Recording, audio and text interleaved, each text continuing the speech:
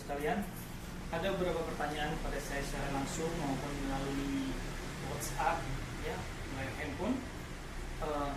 Bagaimana mungkin atau kenapa madu yang saya jual itu begitu kental-kental?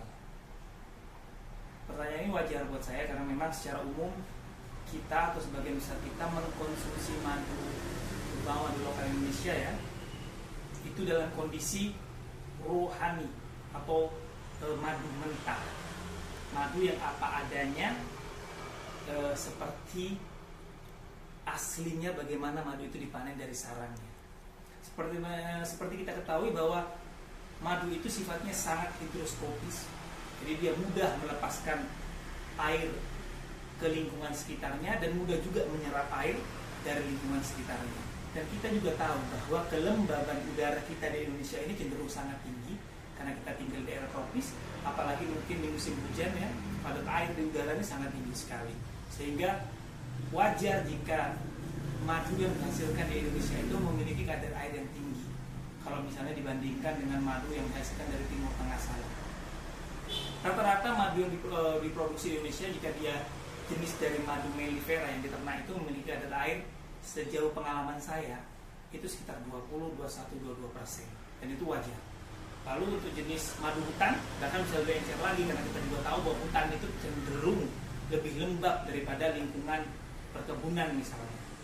Ya biasanya normalnya sekitar 23, 24, bahkan 25. Dan ada jika madunya adalah madu kelanceng. Madu kelanceng itu madu dari stainless steel lebah yang tidak menyengat. Biasa di Melayu sana disebut sebagai kelulut. Kalau di Bali kele-kele kalau nggak salah namanya. Di Jawa Barat juga ada namanya tewel atau apa gitu mereka menyebutnya. Itu bahkan memiliki kadar air yang lebih tinggi lagi, sangat encer, ya, sekitar 27%. Seperti ini, bisa dilihat ini. Ini aslinya dari madu kelulut atau kelanceng, sangat encer. Ini saya memiliki madu kelanceng dari Bangka. Namun saya juga menjual versi yang cukup kental. Nah ini kental ini. Nah ini kadar airnya 19%. Nah oke. Jadi memang saya menjual madu dalam dua versi, yang rohani, yang mentah, seperti madu ini, madu sonokeling dalam kondisi encer, aslinya bagaimana saya panen di Kediri, di lereng Wilis seperti ini. Tapi saya juga menjual yang versi kental, nanti saya tunjukkan versi kentalnya. Lalu saya menjual madu karpa, ya akasia karpa dari Jambi, yang versi kental. Ini kadar airnya sekitar 17%. Tapi saya juga punya dan menjual yang coba ke sini. Yang aslinya dalam kondisi raw seperti ini, yang kadar airnya sekitar, ini saya cukup bagus dapat ini sekitar 19,5%. Biasanya saya dapat sekitar 21-22. Ini relatif kental. Ya. Begitu juga dengan mangium misalnya. Mangium saya ini kadar airnya sekitar aslinya ini sekitar 21 atau 22%. Saya juga menjual yang kental.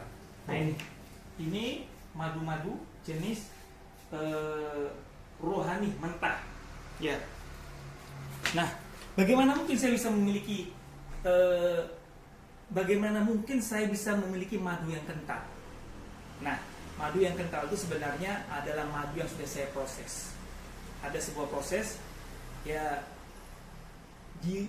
dehumidification bahasa Inggrisnya, dehumidification, atau menurunkan kelembaban atau kadar air dari madu itu, sehingga madu yang sebelumnya 22% menjadi 17%. Kelanceng yang sebelumnya 27% bisa menjadi 19%. 17% pun bisa, tapi saya membatasi hanya di 18-19% saja. Bagaimana prosesnya? Ayo kita lihat. Oke teman-teman. Nah, tadi saya katakan saya melakukan proses. Nah, prosesnya seperti apa? Coba kita lihat. Nama prosesnya adalah dehumidification. Kalau bahasa Indonesia mungkin dehumidifikasi mungkin ya.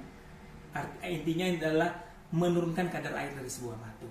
Dan proses ini sebenarnya banyak diketahui oleh banyak orang. Kalau kita ingin mengemas madu kita secara aman, tidak lagi menimbulkan gas, ya, sehingga bisa pecah botolnya dan sebagainya, mutlak proses ini dilakukan. Karena apa? Karena madu pada kondisi kadar air yang cukup tinggi, di atas 20, dia akan membuat bakteri yang ada di dalamnya yang kita kenal sebagai bakteri khomir itu aktif melakukan fermentasi. Adapun jika madu itu memiliki kadar air yang sangat rendah, di bawah 20, misalnya 19, 18, 17, maka proses ini menjadi terhenti, tidak aktif. Ya, dan tentu setiap orang yang memproduksi madu ingin madu dalam kemasannya itu menjadi stabil. Bagaimana prosesnya? Kita lihat seperti ini. Coba didekatkan. Ini ada lemari, ya. Ini saya sebut sebagai lemari dehumidifikasi. Jadi lemari untuk menurunkan kadar air dari madu. Saya membuat lemari ini, ya. Di dalam lemari ini ada namanya alat yang orang semua tahu, namanya dehumidifier. Coba lihatin alatnya.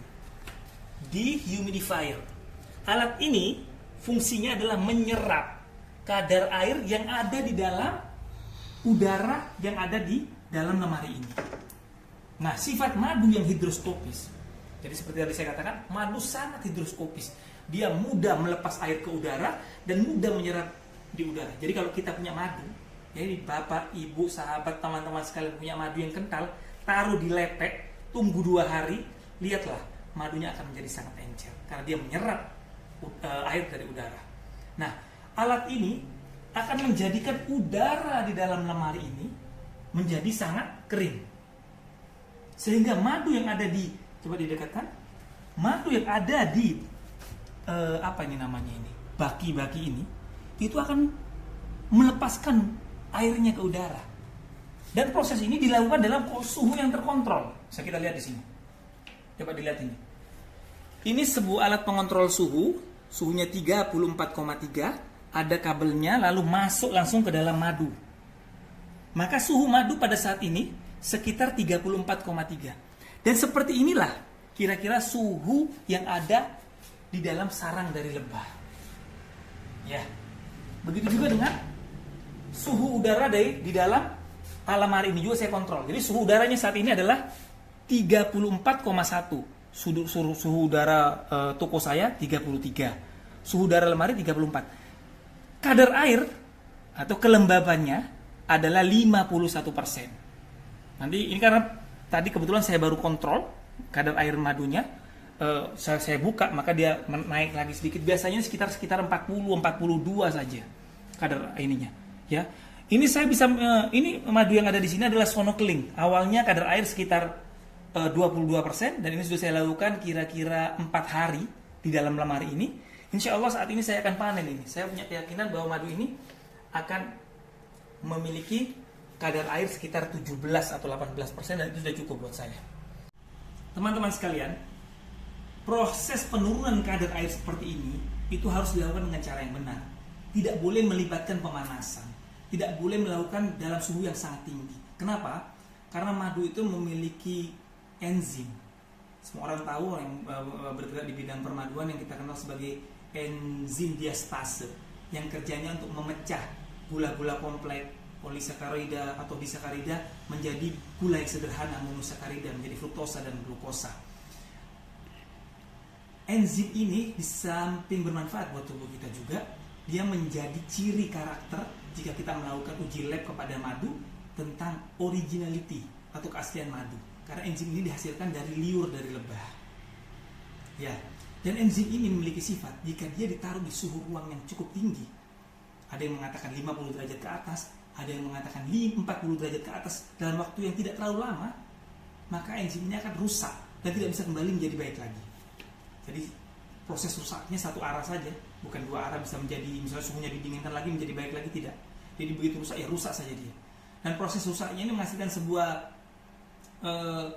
unsur kimia juga yang kita sebut sebagai HMF, ya, itu menjadi sesuatu yang buruk bagi madu. Karena ada penelitian yang mengatakan jika HMF-nya ini tinggi, sangat tinggi, itu cenderung bisa menjadikan madu karsinogenetik.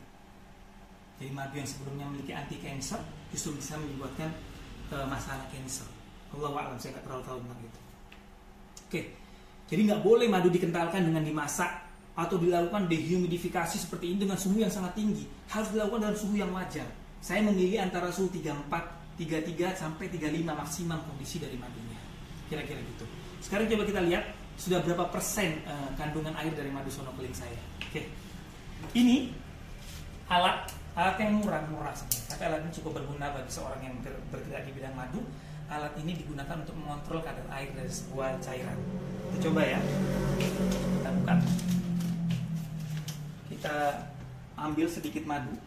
Kita ambil madu ini. Coba lihat, coba di sini. Ini sudah kelihatan kental. Sudah kelihatan kental, ya.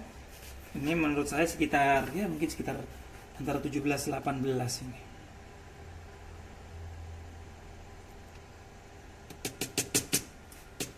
Kita coba. Oke. Oke. Ini untuk melihatnya kita butuh matahari. Ayo.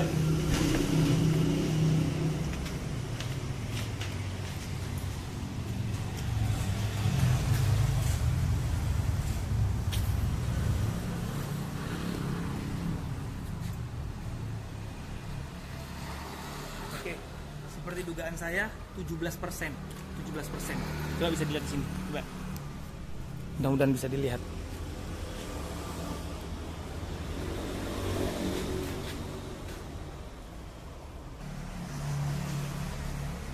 Nah, itu kelihatannya.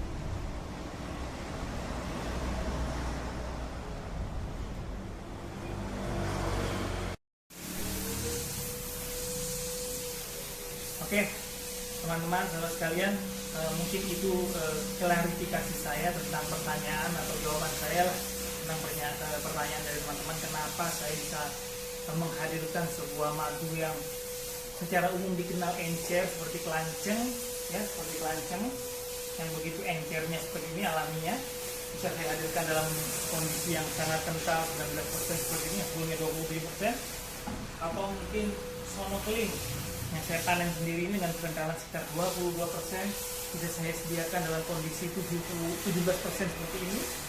Dan juga madu-madu lainnya, akasia karpa yang umumnya 20 sampai 22%, saya bisa hadirkan sebelumnya seperti ini ya. Saya hadirkan 17%, ya, karena proses dehumidification atau penurunan kelembaban yang saya lakukan melalui peralatan yang saya miliki. Kenapa saya lebih memilih untuk melakukan proses ini? Karena ada beberapa keuntungan yang saya dapatkan. Di antaranya, pertama dalam proses pengemasan lebih aman, karena tidak lagi ada fermentasi, tidak menghasilkan gas sehingga stabil di dalam paket, di dalam botolnya stabil. Itu yang pertama. Yang kedua, banyak penelitian yang saya baca dari banyak jurnal mengatakan, ini proven ya, sudah diyakini oleh banyak ahli, bahwa madu yang berkadar air tinggi itu akan menyebabkan bakteri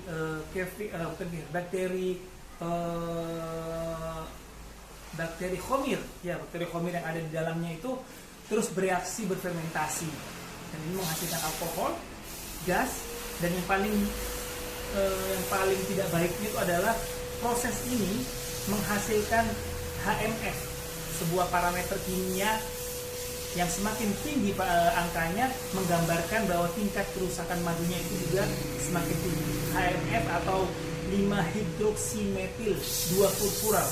Jadi ini parameter terhadap kerusakan komposisi atau kandungan sebuah madu.